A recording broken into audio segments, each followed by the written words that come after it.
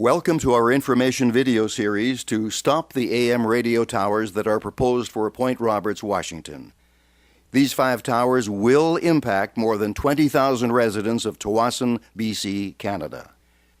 In this video, we're presenting important details about the towers that you need to know. Hello, I'm Steve Wolff. I have a master's in mechanical engineering. I've been doing software and electrical engineering for the last 20 years. I'm here to talk to you about some important details you need to understand about the proposed towers in Point Roberts. How far are the usual radio towers from the nearest house? Here's a series of Google Earth maps showing the distance and the power from a set of radio stations here in Whatcom County. Here's KRPI, which is 60,000 watts, and it's 2,800 feet from one house. Next, KRPI is only 5,000 watts, but it's still 1,100 feet from the first house. KBAI is only 1,000 watts and a mere 500 watts at night, and yet it's 1,000 feet from the first houses, and yet we can hear it locally here in Point Roberts. KKXA is 50,000 watts, and it is 2,000 feet from the very first house.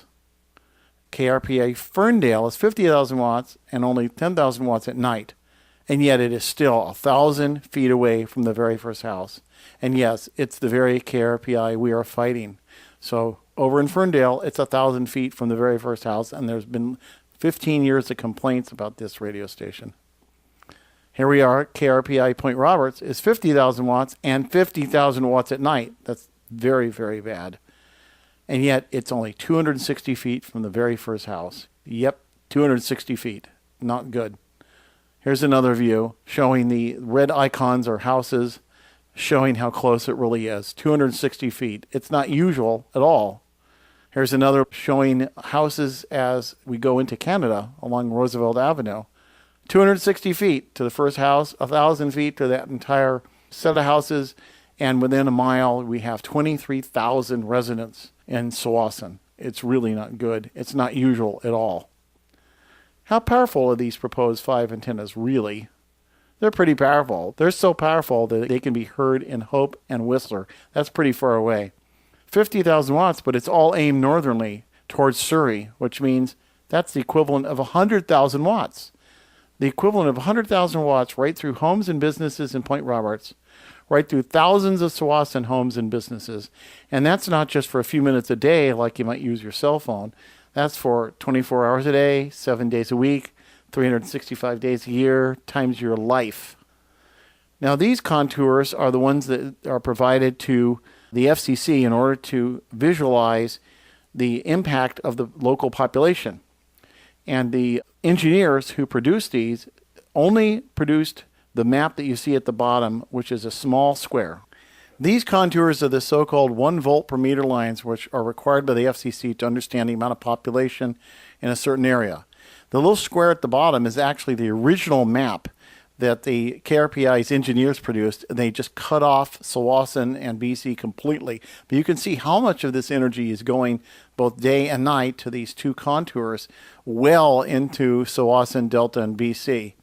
And the part of the small line is where the population in Point Roberts resides. And they got away with saying there's only 304 people in that area, which may be true, but they ignore 23,000 people north of the border.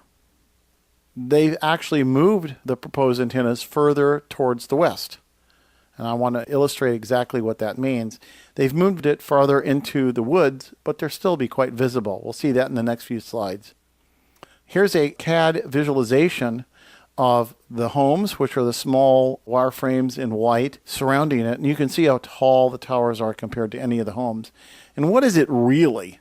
It's 5 acres of forest that's been cleared. It's now gravel, 550-foot tall metal towers, razor wire to protect all this from kids who could get electrocuted, and 50 buried wires, a building, a driveway, and 1,000 feet of roads.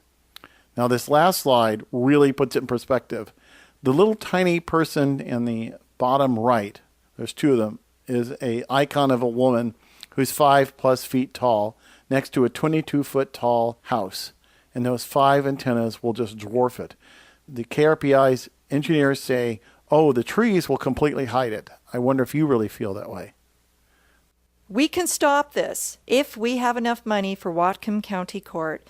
So we are introducing our final Push for the Win, the $500 challenge to 150 individual businesses, organizations, individual and family donors.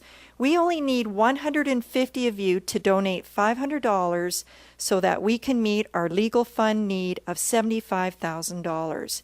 You can donate now with PayPal by visiting our website, notowers.webs.com, and going to the home page, you will see the donate button on the top right corner. If you prefer to donate by check, we welcome American or Canadian checks mailed to either one of the addresses on your screen. We would love you to visit us on Facebook at No Radio Towers Tawasin. Just be sure to like us and follow us to ensure you receive important updates. Thanks for watching, and be sure to check out our other informational videos on YouTube to stop the towers.